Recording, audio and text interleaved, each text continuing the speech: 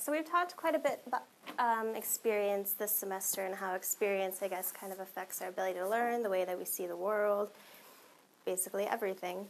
So I guess I want to be a little bit more specific with that today and kind of talk about something in psychology known as perception. It's actually an entire field. It's completely mind-blowing.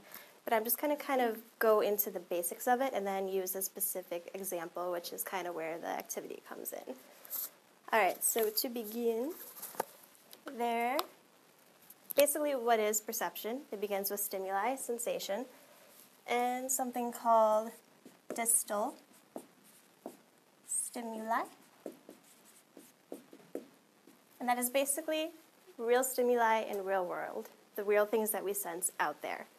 Then, once we detect stimuli, it moves on to proximal stimuli.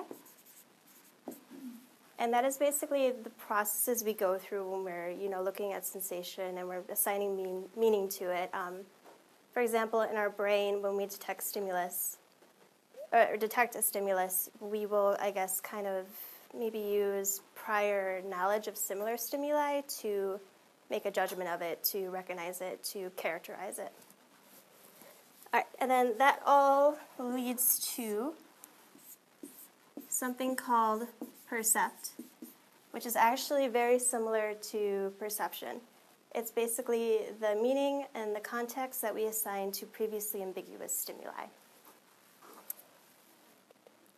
And one thing we do for this is we put things into categories. Oops.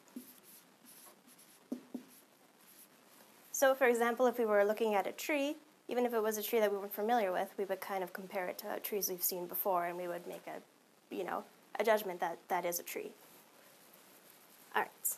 And along with this, there is also something called qualia, which is basically the awareness that everyone perceives things a little differently. So the experiences that I have are not going to be the same as the experiences that you have with stimuli. I think a good way to think of this would be maybe scent memory, how I think we all have things that we smell and automatically it takes us back to our childhood, maybe a Christmas tree, but the memories and the emotions that we, I guess, liken to that scent are going to be different among us. So this brings us to the STROOP test, and that's basically what's there. So it was developed in like the 1930s to test reaction time, and I guess over the years kind of become more as a way to measure how our brain processes work and to also measure the effect of experience on our ability to think and to, think. So if you all want to flip it over, and some of you might be familiar with it because I know some of you are psych majors, minors, but basically what you do is you go left from right, you look at the word, you don't read the word, you just look at the color. So for example, if you see the word blue, don't concentrate on what it says, name the color. So you see blue, but it's actually red, so that would be what you do. You're naming the color, you're not naming the word. So I'm going to give you like 30 seconds. Just kind of go left from right. The first two are the control groups. Go.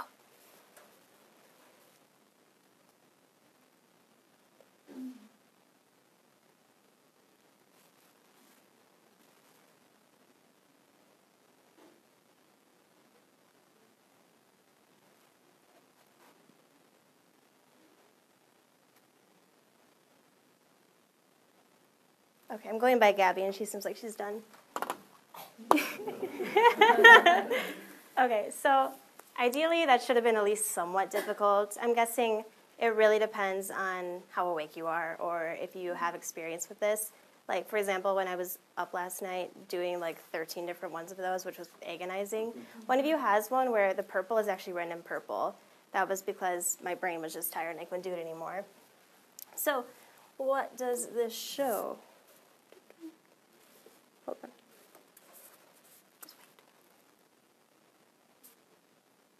Oh, sorry. So what's going on is there's kind of an incongruency between reading the word and naming the color. So There are a couple of theories that help explain it. And actually, they're pretty similar. The first one is automaticity hypothesis. That's spelled wrong, I don't care. All right, so basically with automaticity, it says that because we are so used to reading, because we do it every single day, it's become kind of an automatic process, like it's effortless. It just kind of happens. We can't help but do it. So what's happening is there's kind of this confliction, and this comes down to something called bottleneck theory, which, if you can imagine, is very similar. Imagine a bottle.